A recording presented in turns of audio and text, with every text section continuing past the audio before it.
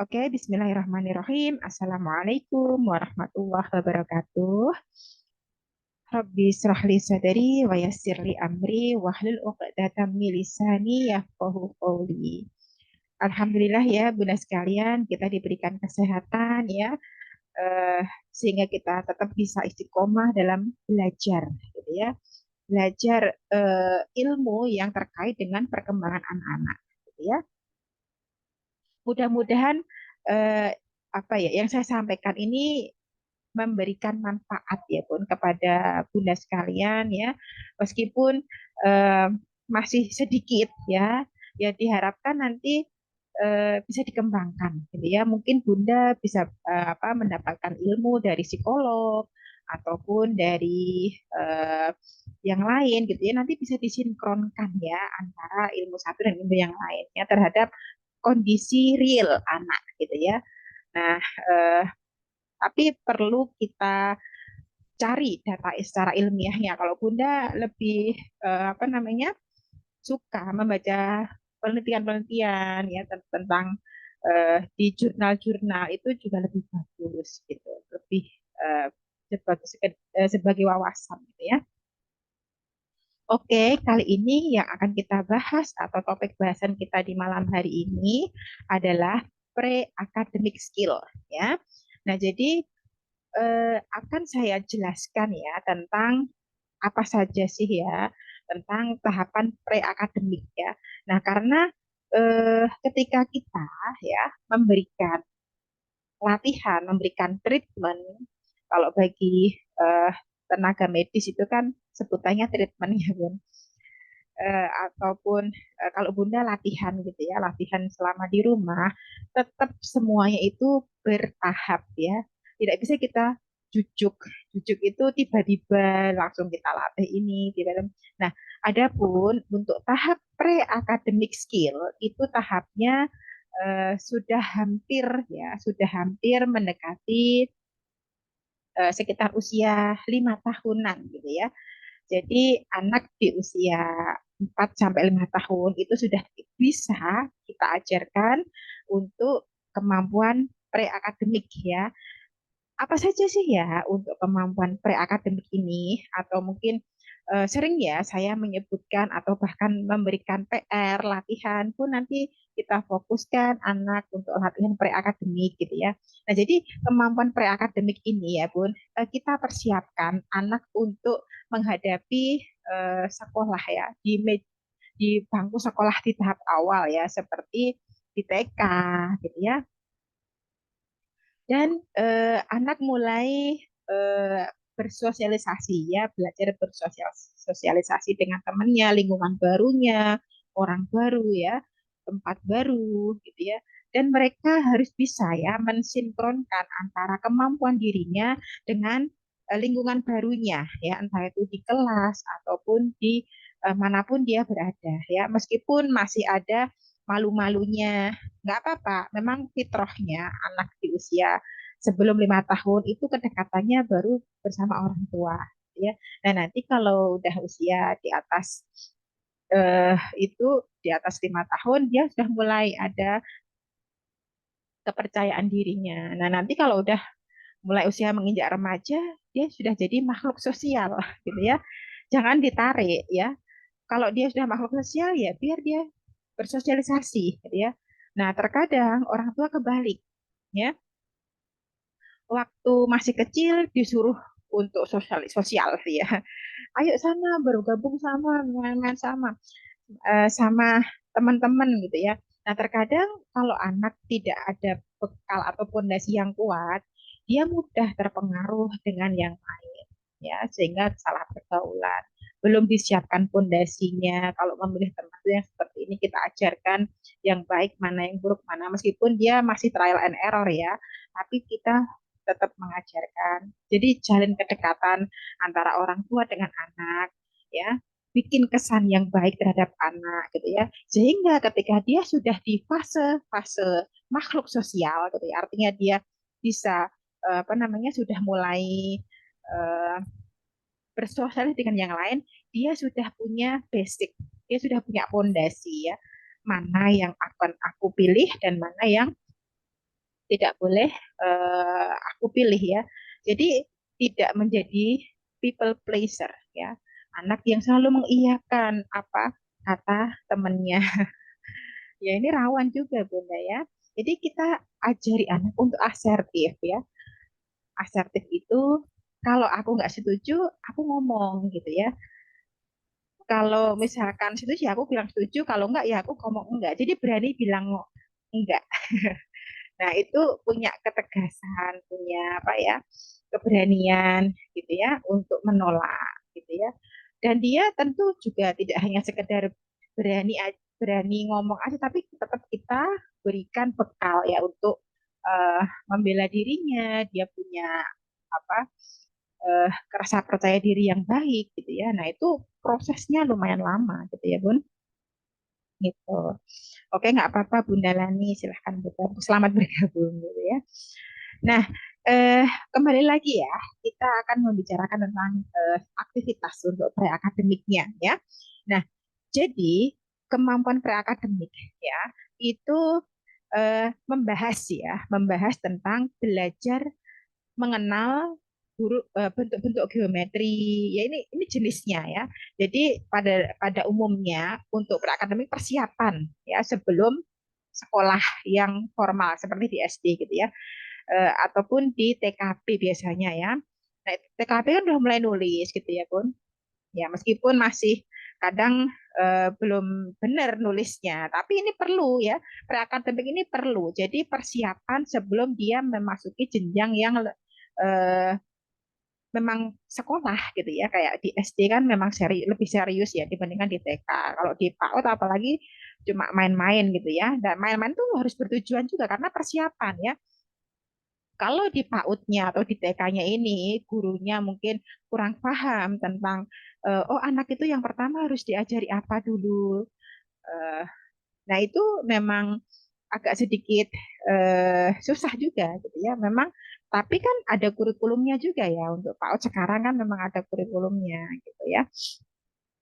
Oke, nggak apa-apa. Jadi berbagai macam jenis aktivitas berakademik diantaranya ya belajar mengenal bentuk-bentuk geometri karena ini nanti sebagai pondasi anak untuk mengenali angka ataupun huruf ya. Jadi sebelum kita mengenalkan anak tentang angka, tentang huruf, kita ajari dulu bentuk-bentuk geometri. Nah, baru mengenalkan tentang angka, huruf gitu ya.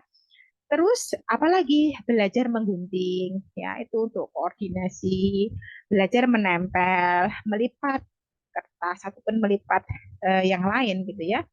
Terus mewarnai, meniru atau mengcopy huruf ya, membuat prakarya yang sederhana. Nah, yang seperti aktivitas-aktivitas yang diajarkan oleh guru-guru yang ada di PAUD atau di TK. Nah, itu semua preakademik pun ya. Ya, adapun kalau pun sekarang kan TK sudah dituntut untuk bisa baca tulis gitu ya.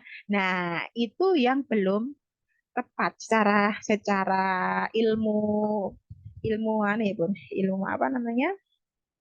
Ilmu perkembangan anak. Itu anak belum eh, masanya, belum waktunya ya diajarkan untuk membaca, menulis dan menghitung. Meskipun terkadang eh, kurikulum itu menuntut untuk kalau udah kelas satu harus sudah bisa membaca. Terkadang kan sekolah menurut begitu ya, tapi kesiapan anak sendiri ini belum ada gitu ya. Nah, jadi ini menjadi polemik ya bagi para guru yang di TK maupun di SD gitu ya. Tapi untuk saat ini bagi para bunda yang mempunyai anak, jangan buru-buru dulu ya untuk disekolahkan ya. Sering ya orang tua itu curhat atau menanyakan, Bun anak saya sudah 4 tahun, sudah 5 tahun, eh ya mau nggak mau saya sekolah kan Bun meskipun ya di sana masih muter-muter masih mengganggu temennya kalau belum diajak nulis belum mau dan lain sebagainya ya itu kita persiapkan dulu gitu ya kita berikan persiapan ya kita support persiapannya ya belum apa ya istilahnya itu si anak itu belum siap ya untuk menerima pelajaran sehingga Bun terus apakah nggak boleh ya ini memang sangat-sangat fleksibel ya, Bun.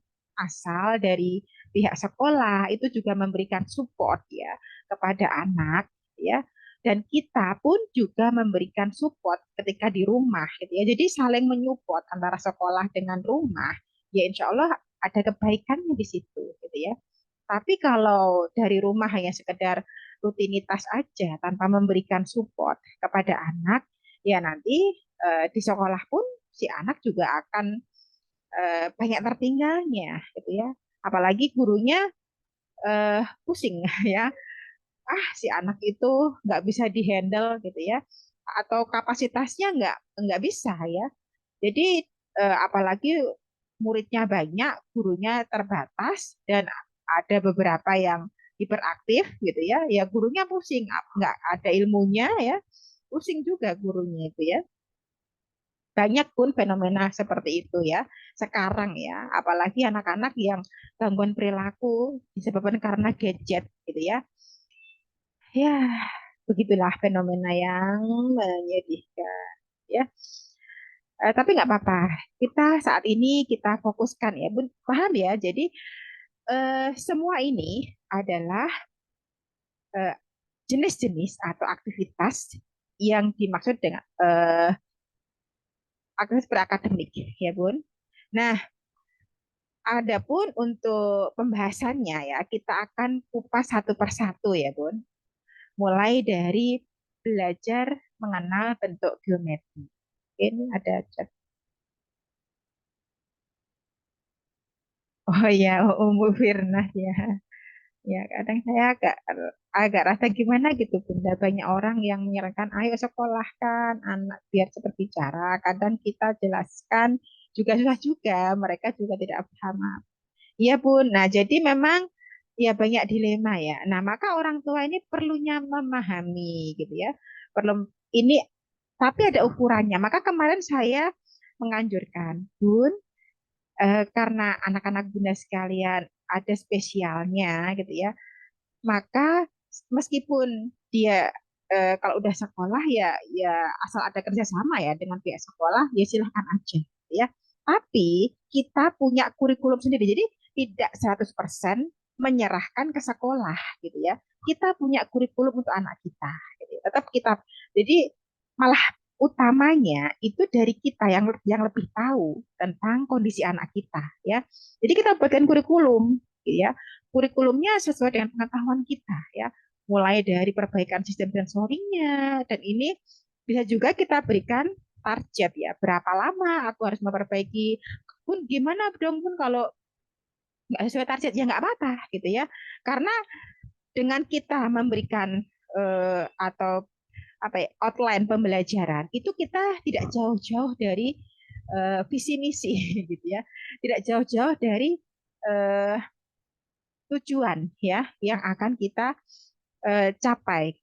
Coba bayangkan kalau bundanya nggak paham gitu ya, dan anak hanya cukup diserahkan di sekolah, apalagi gurunya juga nggak paham tentang tumbuh kembang anak ya, ya jadinya akan banyak waktu yang terbuang sia-sia ya. Maka perbaiki ya, kita bunda ya seorang ibu ya, ya kita perlu ya kita membuat ini anakku tuh mau aku arahkan kemana. Kalau di bidang akademik kurang gitu ya, ya kita cari celahnya, kita cari potensi anak itu yang baik di mana. Nah, jadi untuk saat ini sambil memperbaiki sistem sensori, sistem motoriknya, berikan apa namanya skill ya, skill ataupun olahraga. Karena olahraga ini juga latihan ya, pun latihan untuk terapi juga gitu ya. Nanti seiring dengan berjalannya atau bertambahnya usia, dia akan lebih paham ya, karena selalu distimulasi, selalu dilatih gitu ya.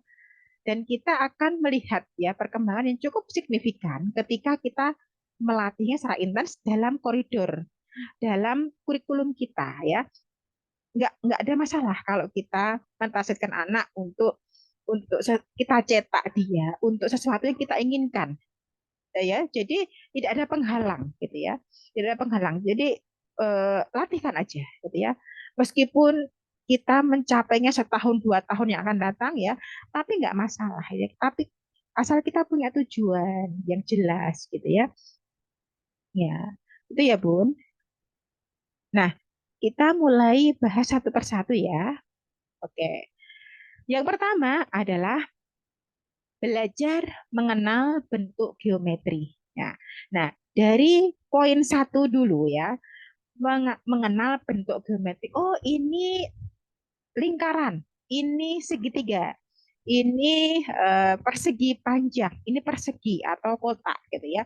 Nah, untuk melabel ya, melabel atau anak paham, ini kalau ditanya, ini apa deh? Ini bentuk apa? Eh, dia bisa melihat, dia bisa mengucapkan, dia bisa mengenali bentuk itu dan bisa menyebutkan dengan benar ya. Nah, itu yang dibutuhkan komponen komponen dasar yang dibutuhkan anak ya untuk bisa mengenali dan bisa melabel bentuk-bentuk geometri, di antaranya pertama ada yang namanya visual persepsi ya.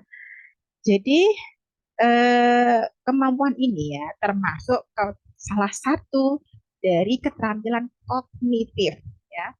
Nanti keterampilan kognitif itu ada banyak ya Bun. Ya ini saya spilkan dulu ya.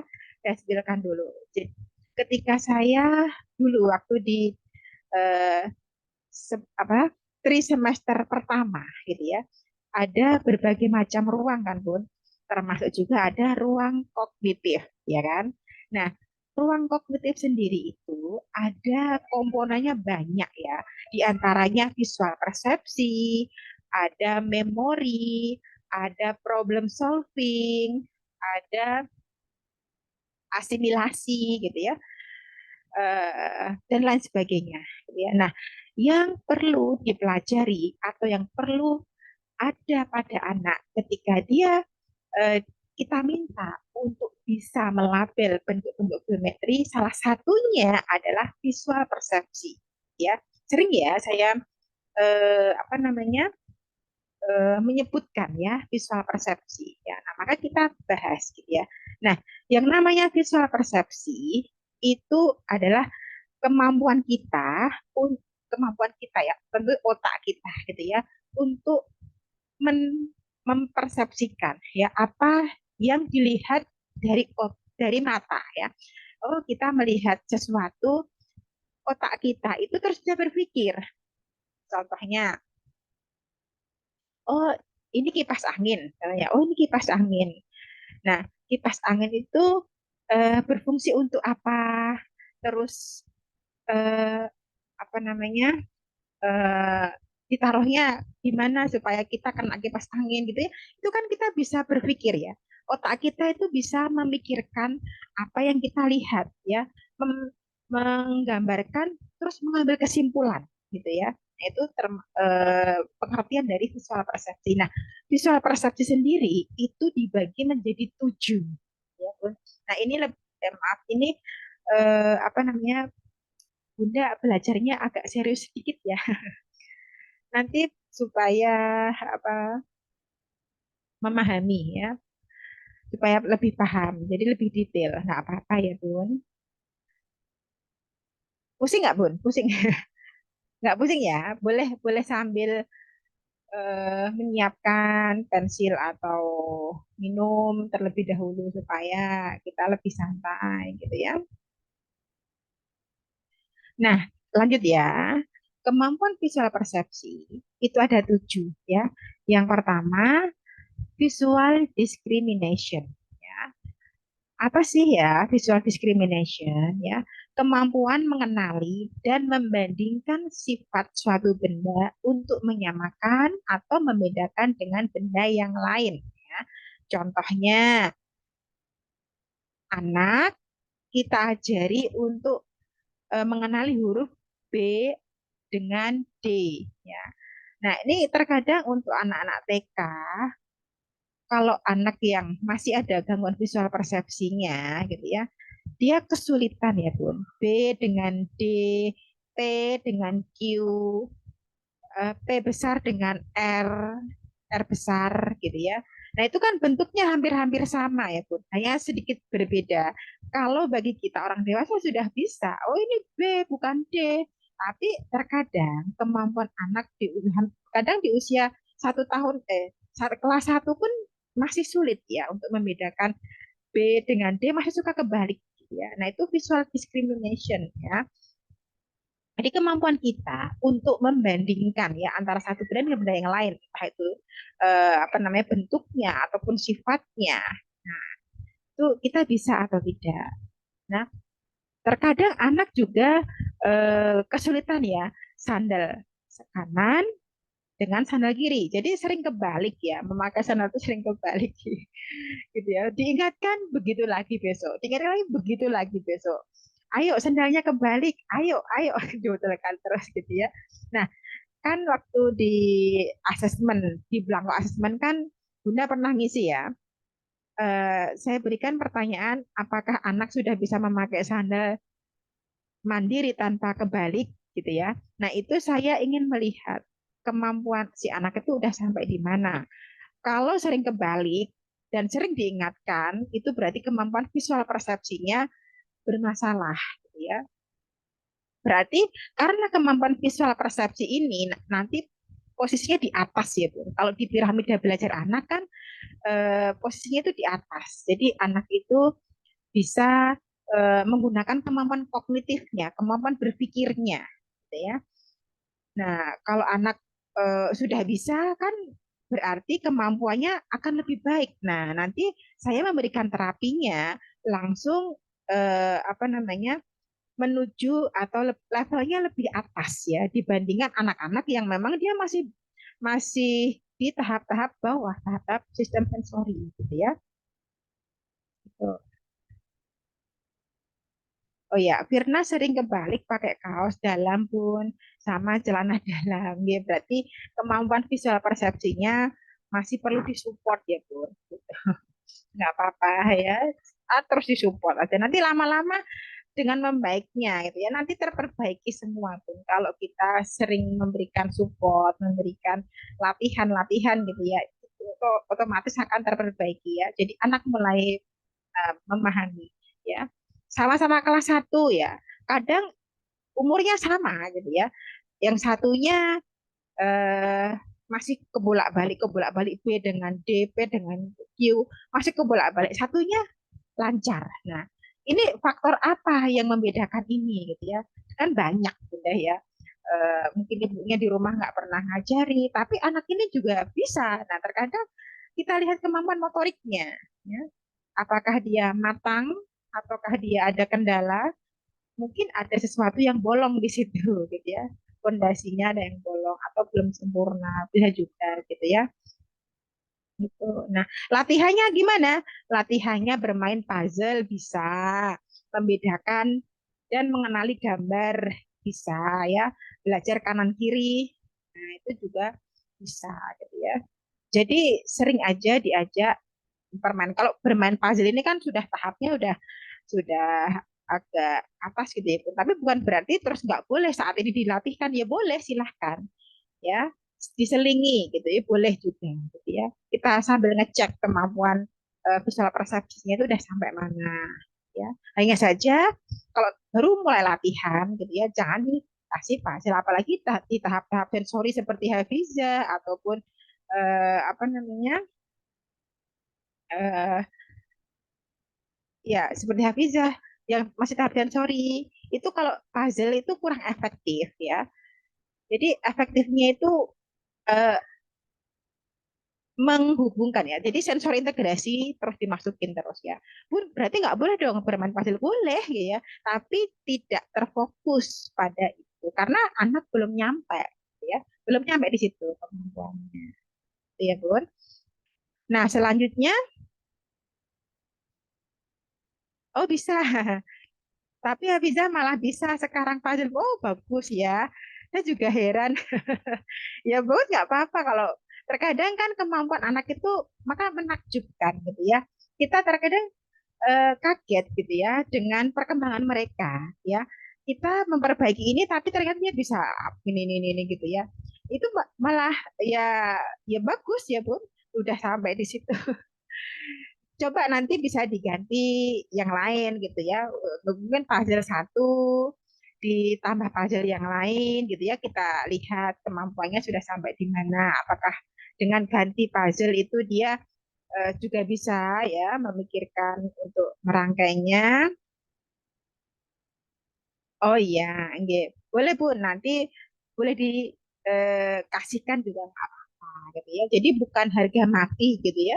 Bukan harga mati, hanya saja perlu kita ketahui tahapannya. Kalaupun anak sudah bisa, ya nggak apa-apa, kasih aja ya. Jadi saya itu eh, lebih menyarankan perkembangan anak gitu ya.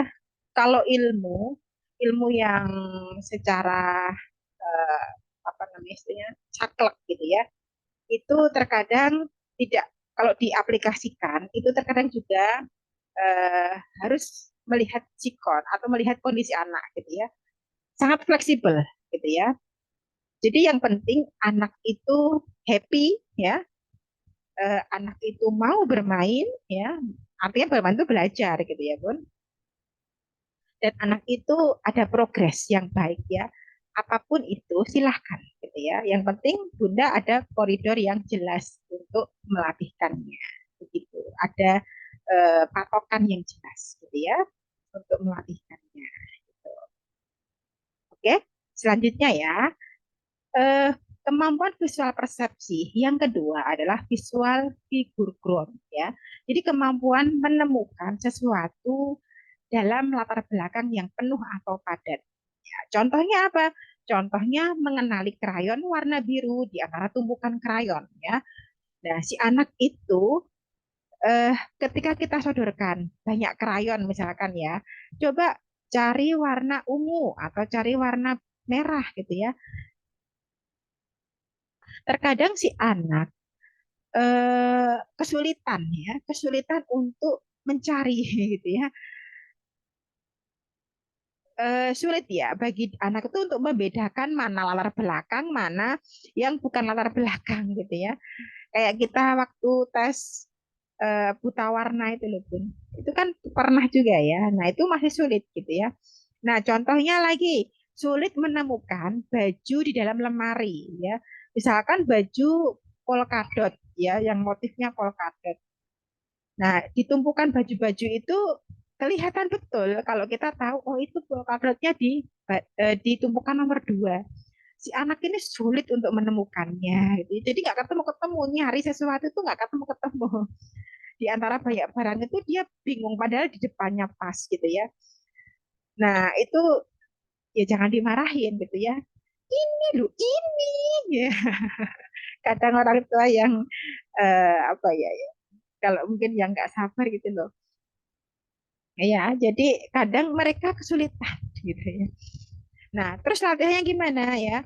Mungkin bisa nih ya dengan kita memberikan latihan dari yang sederhana. Kita punya batu banyak, terus kita mulai dari yang sederhana. Coba ambil batu warna merah, kita batunya dicat gitu ya.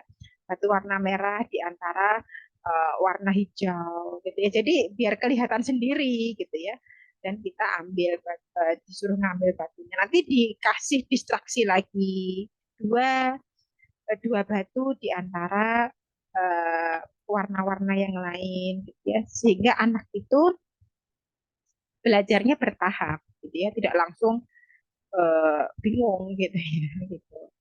Selanjutnya visual memory ya, kemampuan mengingat sesuatu yang pernah dilihatnya. Jadi si anak ini bisa menggambarkan kembali apa yang pernah dia lihat ya. Nah, contohnya eh misalkan dikasih sesuatu gitu ya, dikasih ini loh segitiga gitu ya.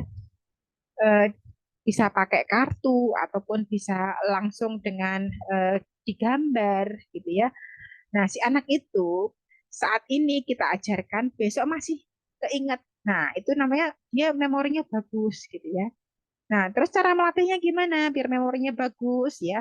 Bisa menggunakan kotak Pandora. Seperti yang pernah saya kasih tugas kemarin ya, Bun. Jadi Bunda punya kotak yang nggak terlihat gitu ya.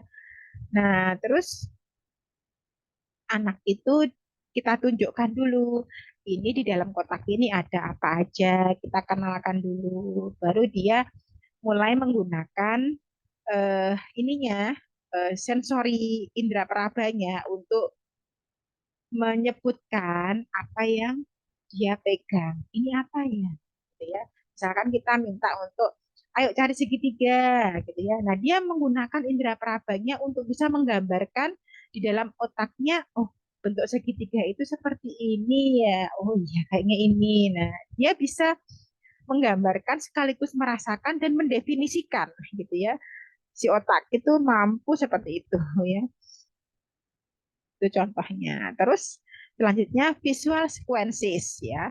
Nah, visual sequences ini eh, urutan ya. Sequences kan urutannya. Jadi si anak itu mampu membedakan ya simbol huruf terus dan dia bisa mencontoh. Misalkan diajari menulis huruf A, urutannya kan ada ya, Bun. Oh, kalau menulis A kecil itu melengkung dulu ya, melengkung dulu baru dikasih garis bagian sebelah kanannya. Nah, itu kan step by stepnya ya. Si anak itu bisa mengikuti ya. Kan ada ya petunjuk-petunjuk ya kalau baru mulai awal menulis itu kan yang pertama begini dulu nulisnya. Ada garis lengkung dulu, baru dikasih garis tegak lurus gitu ya. Dan lain sebagainya, dan sebagainya gitu ya. Selanjutnya visual closure ya.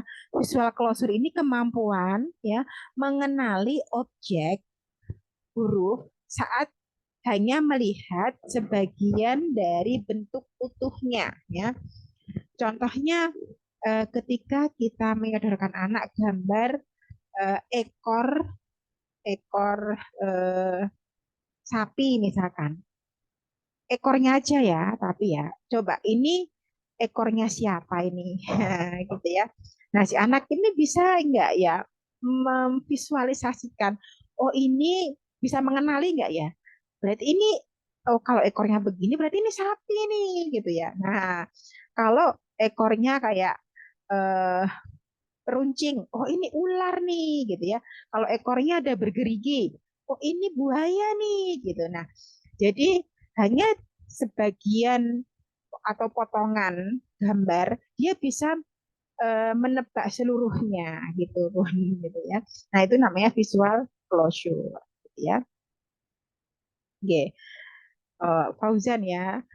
Dulu Fauzan anteng-anteng aja Bun kalau cukur. Sekarang malah pegang kupingnya kalau dicukur ya. Dulu juga takut pegang rambutan, sekarang malah seneng pegang rambutan gitu ya. Senang dimainin ya, ya. Yang penting bertujuan ya Bun. Yang penting bertujuan dan tidak terobsesi ya. Gitu. Oke. Nah, selanjutnya ya, saya lanjutkan untuk penjelasannya ya. Eh,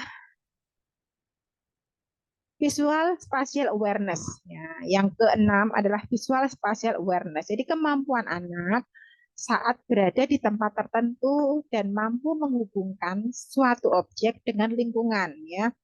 Nah, jadi ini aku berada di mana ya? Dan apa namanya? Dia bisa mengenali gitu ya, mengenali keberadaan dirinya dengan dan terhubung ya dengan lingkungan di mana dia berada gitu ya. Oh, aku harus diem ya. Oh, ini di kelas aku berada duduk duduk diam. Aku di tempat rame, aku harus seperti apa ya menempatkan diriku. Oh, aku berada di kantin atau di tempat eh, jajan gitu ya. Oh, aku harusnya bagaimana ya? Nah, dia bisa jadi apa yang dia lihat dia bisa menempatkan dirinya di situ gitu ya. Nah, terkadang anak-anak autis eh, apa namanya masih kesulitan ya, Bun, untuk bisa menempatkan dirinya dan apa dengan lingkungannya gitu ya. Nah, terkadang gini, saya pernah mendengar ya ini informasi ketika diajak konsultasi ya dengan dosen saya gitu ya. itu si anak itu lepas baju gitu ya. Nah, jadi dia nggak bisa ini aku di mana gitu ya. Dia belum bisa sampai dan dia harus bersikap seperti apa ya. Oh, harus duduk sopan, harus rapi, duduk setidaknya duduk diam dulu ya. Nah, itu dia belum ada, sampai di situ belum gitu ya. Baru sebatas ikut ikut dan sesuai dengan pemikirannya dia sendiri. Ya, gitu ya.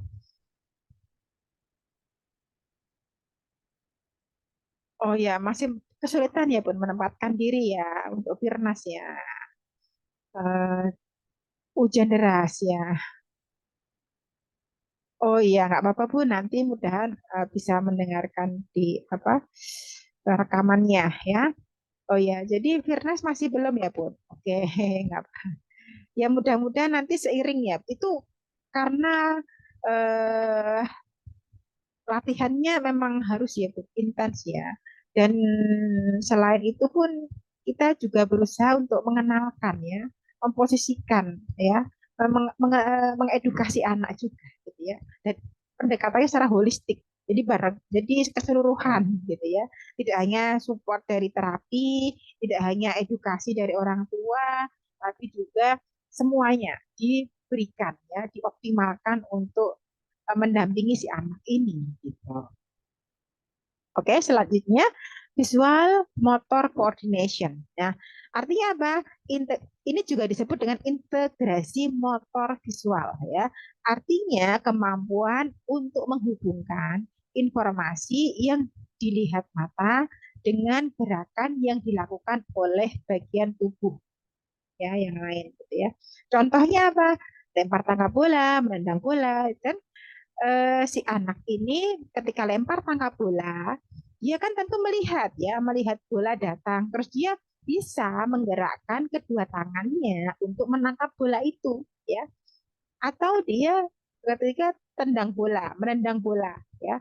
Ketika menendang bola, dia bisa melihat bola itu terus ditendang pas tendangannya atau bahkan ketika kita pasang target gitu ya. Contohnya ketika dikasih apa namanya botol-botol, ayo tendang bolanya mengenai botol ini gitu ya.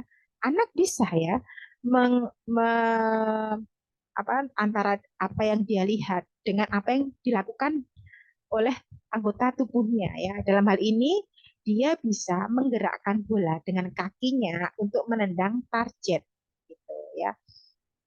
Nah, jadi visualnya itu bisa menggerakkan mengkoordinasi otak itu bisa mengkoordinasi seluruh anggota tubuhnya untuk berpikir ya berpikir dan uh, merespon ya apa yang harusnya dia lakukan. Gitu. Ya Bun, untuk visual coordination ya.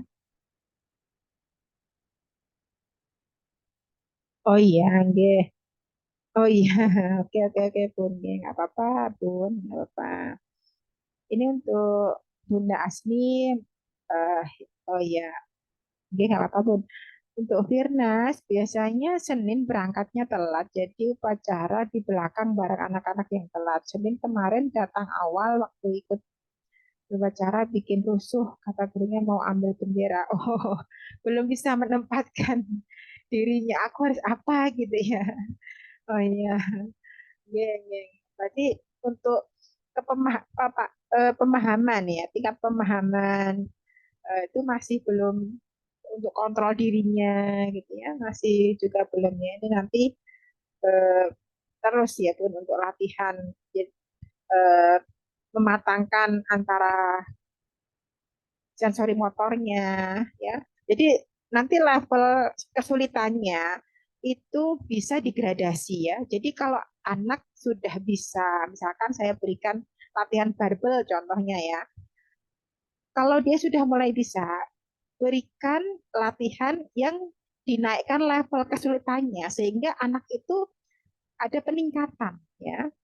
Kalau kita stagnan dalam melatihnya begitu-begitu saja ya, ya meskipun aktivitasnya sama, tapi levelnya dinaikkan, nah itu sudah berbeda. Gitu ya.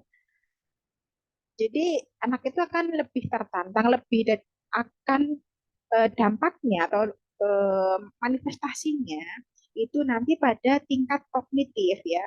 Jadi anak bisa lebih mudah untuk paham ketika dia bisa mengkoordinasikan latihan ya antara apa yang dia eh, masuk dalam otaknya, terus otaknya bisa mengorientasi, mendefinisikan sesuatu, dan dia bisa menggerakkan anggota tubuhnya untuk bertindak atau merespon secara sadar.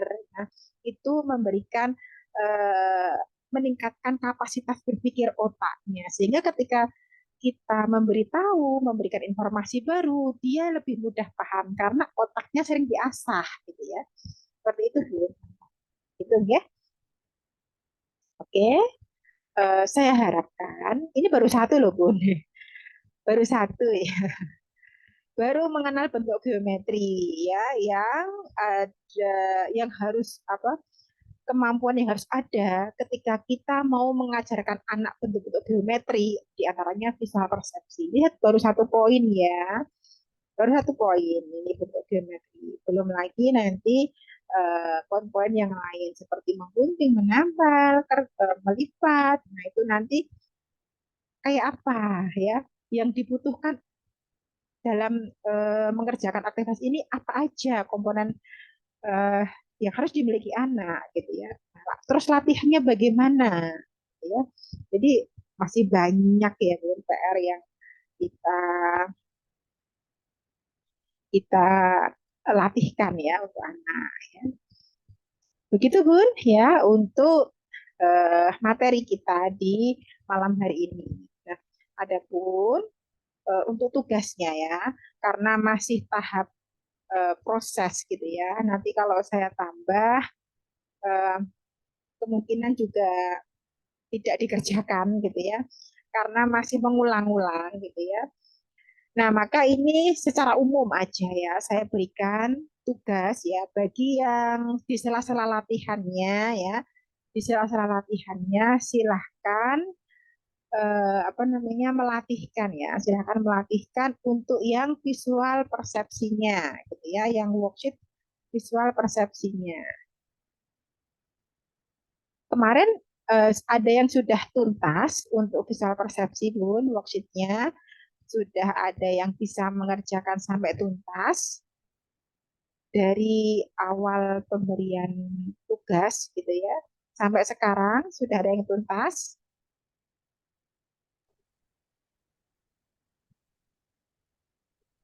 Oh ya, kalau Akmar masih belum Bun, masih kejauhan ya. Ya, nggak apa-apa pun, memang tahap untuk anak. Ini untuk anak-anak usia 5 tahun ini. Nah, kalau untuk Akmar, latihannya bisa pre-writing. Gitu. Atau yang mudah-mudah aja, nggak apa-apa. Di antara yang mudah gitu ya, di worksheet-nya, eh, boleh ya dilakukan. Ya.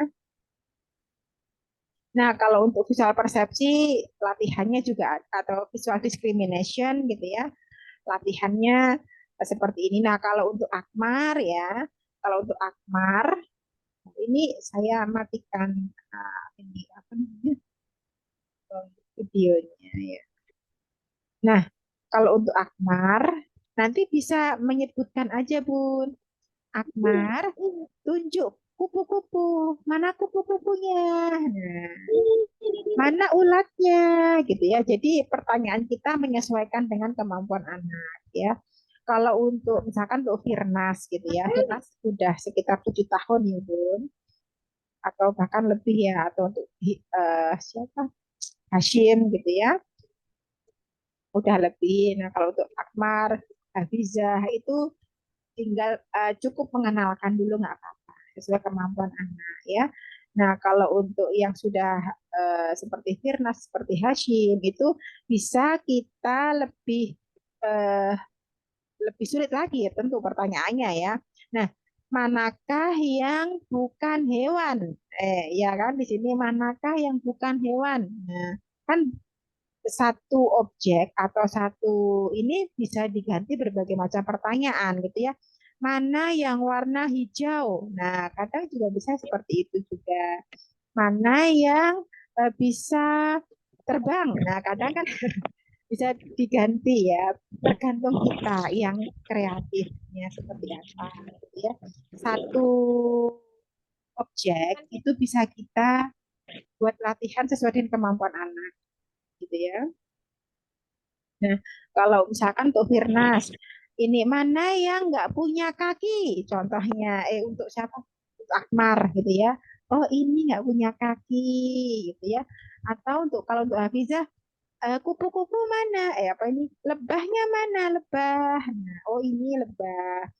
Eh, ini misalkan, kelinci mana kelinci? Ini kelinci. Ini telinganya ada dua, gitu ya. Nah, jadi kita kita yang lebih menyesuaikan dengan kemampuan anak, gitu ya Bun. Jadi visual persepsi itu kemampuan anak untuk membedakan antara objek satu dengan objek yang lainnya, gitu ya. Dia bisa. Nah, kalau seperti ini ya, seperti membedakan mana yang berbeda di antara dua gambar yang seolah-olah itu sama gambarnya gitu ya. Nah, itu bisa Hashim ataupun Firnas itu juga sudah bisa sampai di sini gitu ya. Tentu dengan bimbingan dari bundanya. Seperti itu. Di sini sudah banyak ya Bun. Dari ketujuh jenis visual persepsi yang tadi saya sebutkan, itu semuanya ada di sini, gitu ya. Latihannya semuanya ada di sini. Nah, ini kan berwarna-warni juga ya.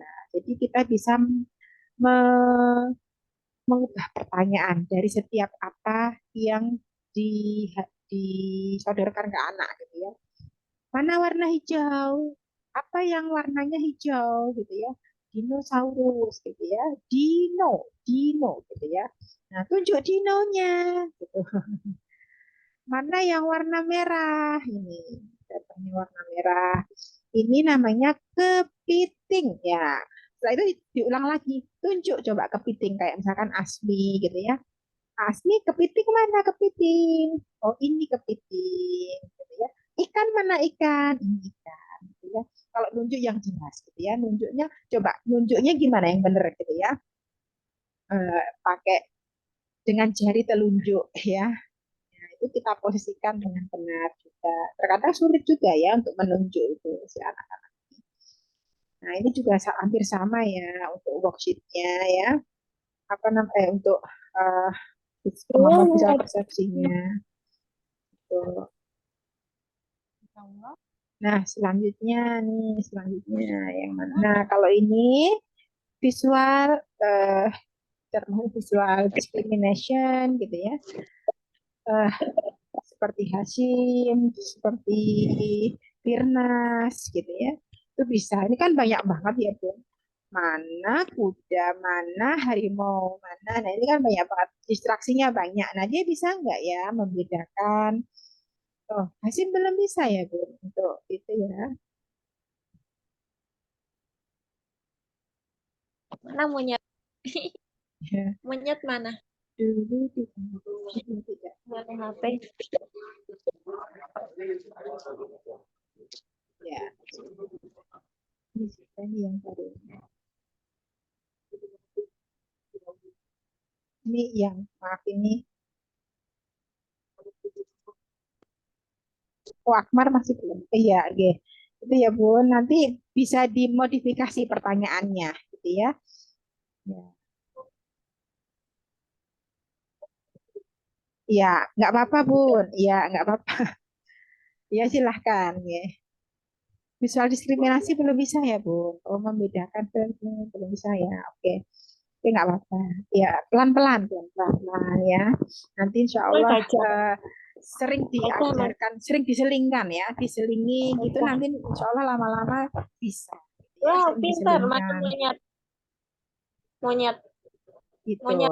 Nah, nanti ini kan bisa ya Bun, bisa dihitung kalau yang udah sampai bisa menghitung, cicaknya ada berapa dihitung, ditulis di sini gitu ya.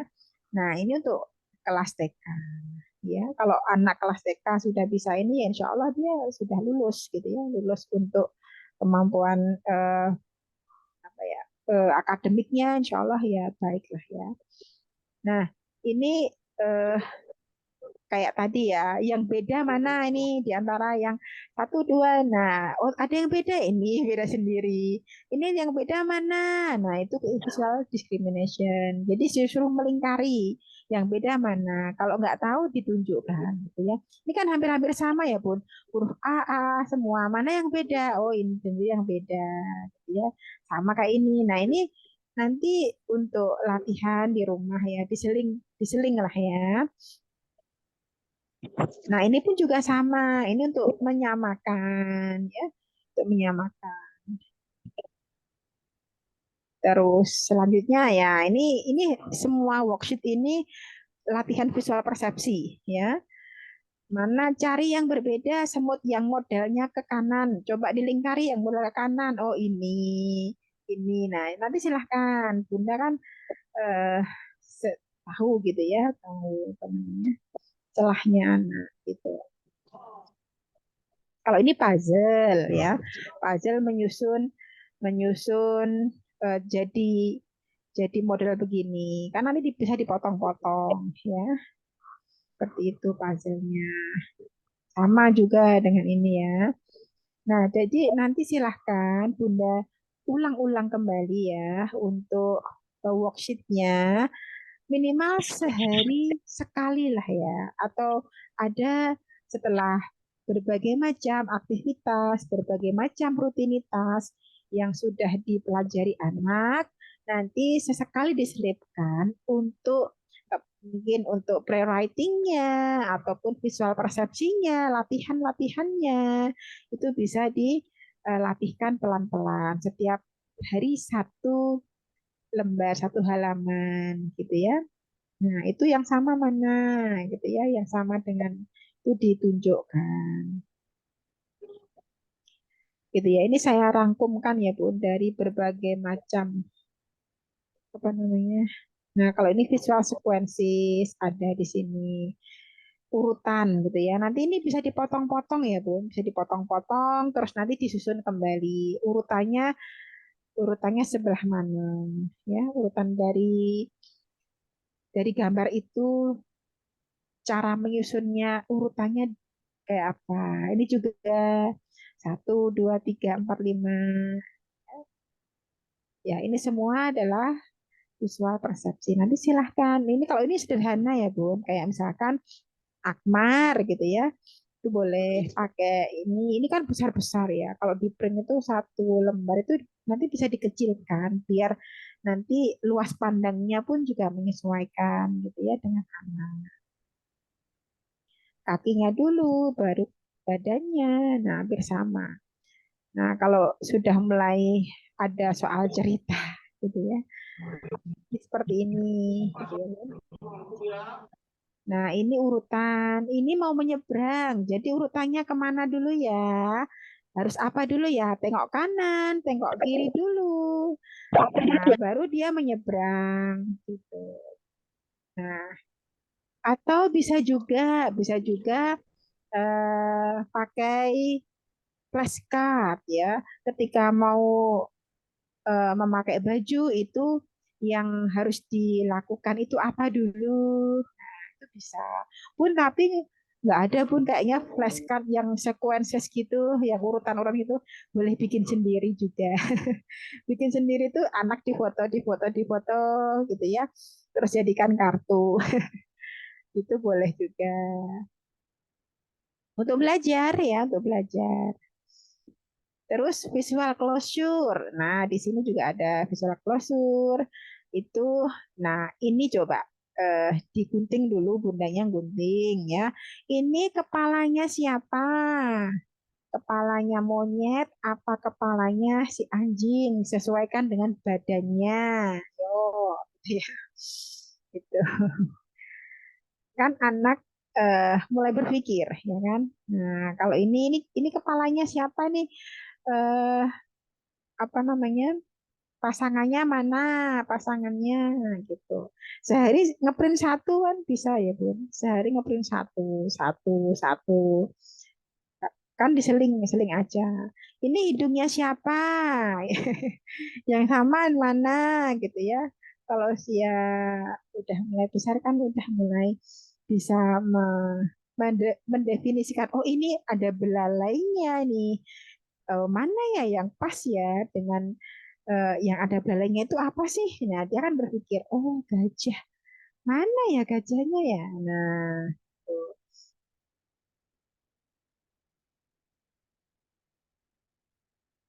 Nah, ini ekornya siapa? Yo, ini gitu ya. Nah, juga nanti silahkan Bunda eksplor kembali ya. Ini bentuknya sama, ini modelnya sama, tapi bentuknya beda.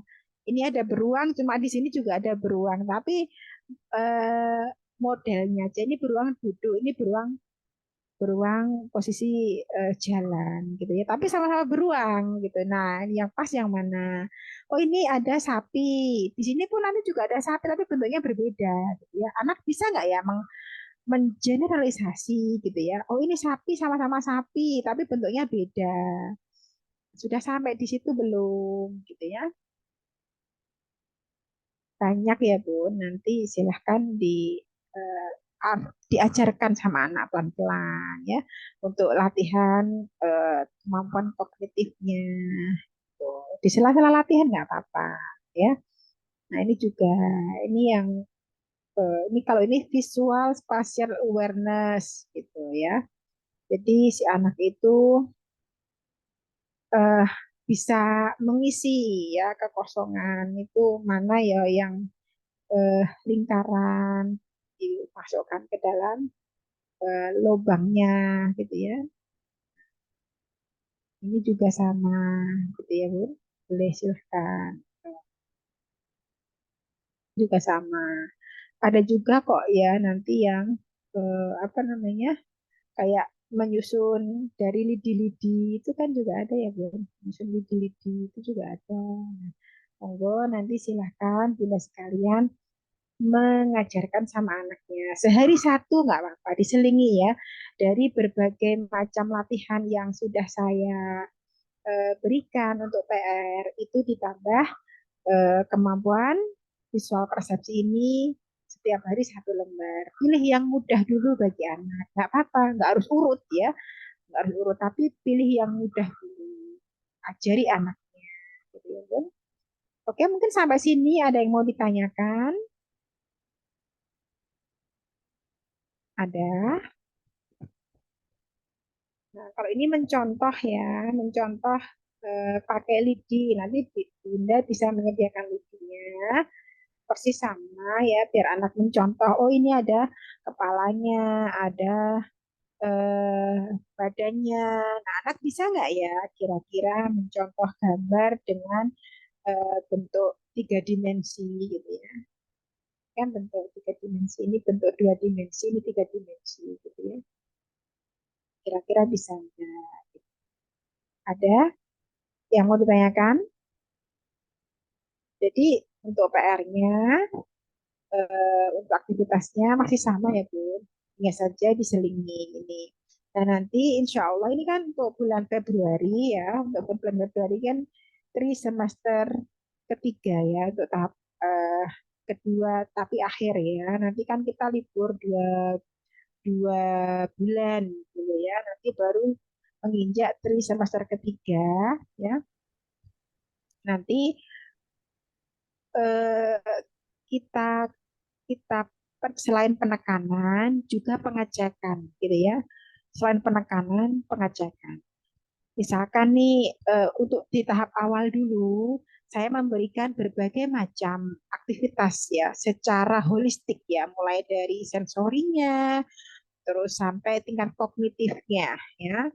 Nah, nanti di akhir trimester ya, itu pun juga akan saya cek lagi ya setelah kita ibarat untuk eh, yang semester kedua ini sebagai treatment ya, apakah besok ketika eh, 3 bulan setelah kita latih itu apakah ada peningkatan atau tidak ya dari yang pertama dulu ya, kita bandingkan gitu ya.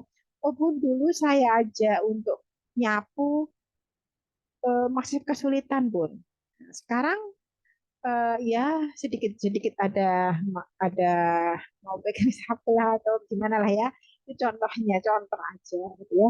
Jadi kembali lagi ke holistik lah, ke eh, mulai ada penekanan pada eh, kemandiriannya, pada produktivitasnya, gitu ya, pada rutinitas tentang ibadahnya ataupun keimanan itu kita berikan secara terus-menerus intens, gitu ya, supaya tidak hanya sekedar fisik aja yang kita stimulasi, tapi jiwanya pun juga kita berikan stimulasi ya, supaya anak itu utuh ya, jiwa dan raganya gitu. Karena terdiri dari jiwa dan raga, bukan hanya fisik aja gitu ya Bun. Oh iya, silahkan Bunda Sari. Iya, Bu, saya mau tanya tentang kegiatan misalnya setiap hari itu. Ibu kan bilang kemarin biar nggak terlalu diforsir gitu ya. Iya. Cuman saya sudah misalnya ngebatasin misalnya eh, dua eh, dua motorik kasar, terus misalnya dua eh, apa, misalnya perakademik segala macam. Itu tuh kayaknya tuh anaknya tuh masih eh, ini loh Bu, kayak apalagi ya gitu ya, kayak kayak nggak ada, kayak masih kurang gitu loh. Jadi kadang-kadang suka saya ya udah semuain gitu setiap hari gitu. Itu pun juga kayaknya masih kurang gitu. Jadi saya tuh bingung ngasih apa lagi ya, takutnya tuh yang overstimulasi gitu gitu. Iya. Cuman kayaknya anaknya aja kayak apalagi apalagi ya gitu aja. Karena kan dia emang gak gadget, gak ini gitu. Jadi kayak pelongo pelongo pelongo pelongo gitu. Oh iya. Iya. Iya. Sudah Bun? Ya Sudah. udah Bu. Oh, udah. Ya, oke. Ya udah. Oh ya, jadi memang ya Bun, kalau kita apa namanya melatih anak di rumah gitu ya, sering saya memberikan pesan ya kepada orang tua gitu ya. Saya memberikan pesan kepada orang tua untuk tidak memforsir anak gitu ya, karena terkadang orang tua ada yang pengen anaknya itu cepat-cepat berubah, cepat-cepat baik dengan memforsir gitu ya. Kita tidak mengetahui kondisi anak ya. Eh, apa namanya, semisal ya, semisal anak itu kok masih kayaknya kok masih kurang-kurang terus gitu ya. Nah, itu bisa misalkan sudah dikasih jadwal ya Bu. Bunda sudah menetapkan jadwal. Oh, hari ini akan latihan motorik kasar dua, motorik halus dua, keterampilan kognitif gitu ya. Itu bisa dikombinasi ya Bu. Nah, selanjutnya itu Iya. sebetulnya tidak bentuknya tidak latihan dalam tanda kutip ya, tapi kita mencoba untuk eh, memberikan kehidupan yang atau mengajarkan skill juga. Nah, itu termasuk juga latihan, Bun ya. Kayak misalkan, ayo Hasim, bantu mama atau bantu ibu ngepel ya, bantu ibu jemur pakaian ya, bantu ibu nyapu ya. Nah, itu juga bagian dari latihan gitu ya. Nah, itu secara secara tidak langsung kita mengajari anak keterampilan untuk hidup gitu ya.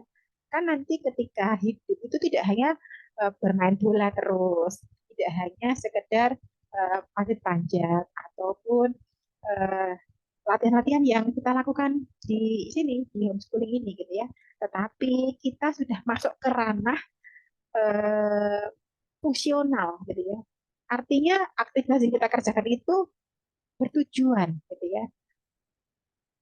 Selain itu pun terkadang juga kita masuk ke ranah sosial juga gitu ya. Jadi cara hidup kita kan tidak hanya untuk diri kita sendiri gitu ya, tapi untuk keluarga kita, orang-orang di sekitar kita, atau bahkan masyarakat kita gitu ya. Nah, itu diajarkan kepada anak sejak dini gitu ya. Cara dia bersosialisasi itu meskipun kita sebutnya eh, apa namanya rutinitas harian, tapi itu juga termasuk latihan. Maka pendisiplinan ya, setiap rutinitas yang kita berikan kepada ini pada dasarnya adalah latihan. Gitu. Jadi misalkan nih Bunda udah melatih terus ditinggal masak ya. kok anaknya kok nggak yang apa ya, nggak yang ada inisiatif gitu ya, kok nggak ada inisiatif untuk melakukan sesuatu, harus diarahkan terus gitu ya Bun. Iya. Iya, heeh, bener Bu. Ya, Kalau gitu kita ya. nggak ngomong, dianya nggak gerak.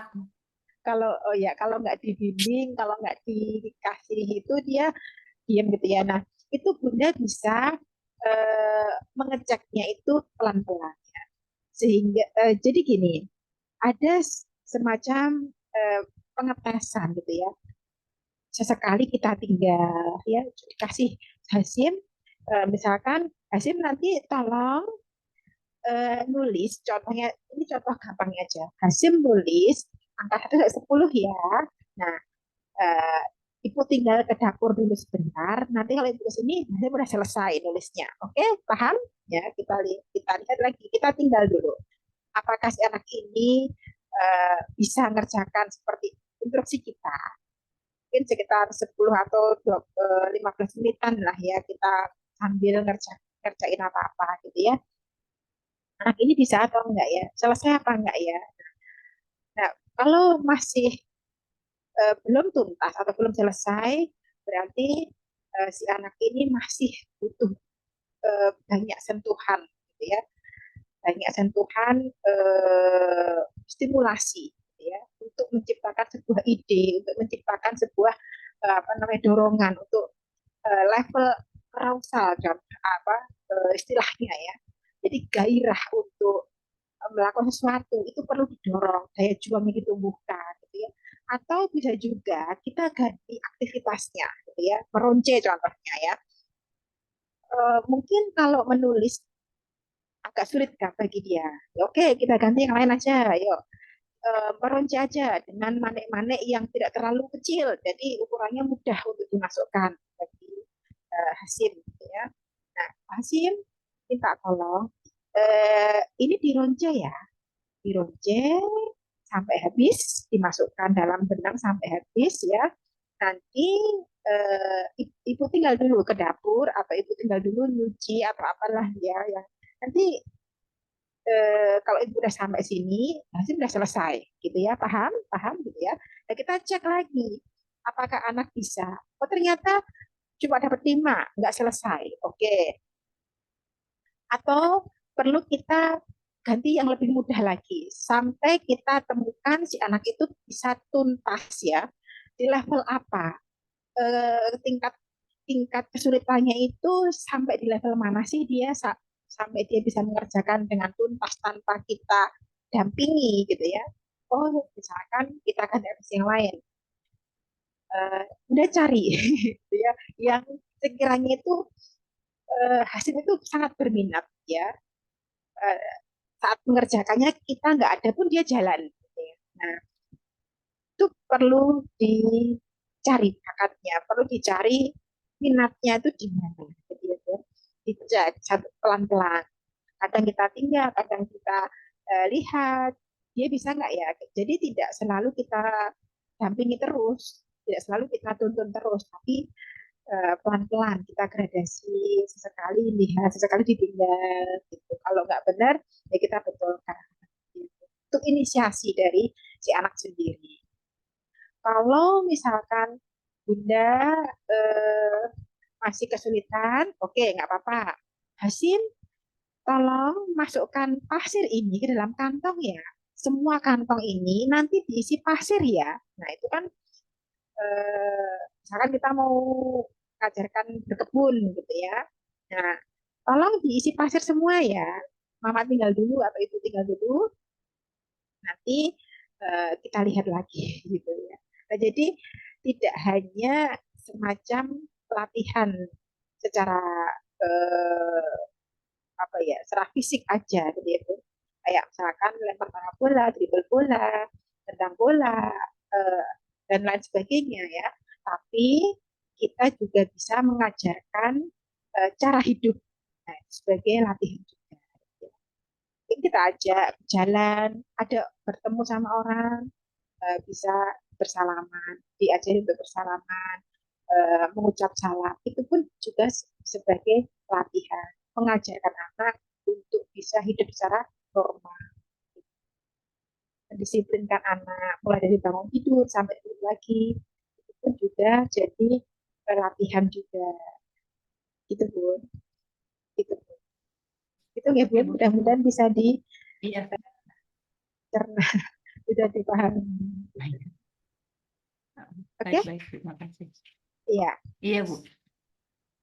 Ada yang lain? Ada yang lain? Gimana? Melatih di rumah masih kesulitan nggak Bun untuk PR-PR yang kemarin ya? Nanti untuk hasil bisa ya Bun, bisa untuk misal persepsinya mulai eh, dituntaskan ya, meskipun satu hari satu Iya, lembar nggak apa-apa ya, karena itu nanti untuk juga iya, Bu. melatih kemampuan kognitifnya juga, ya tidak hanya disupport untuk sensori motoriknya, tapi juga dari atas pun kita tetap bisa melatihkan. Ya, Bun. Iya, Mungkin Bu. dari yang lain, Iya.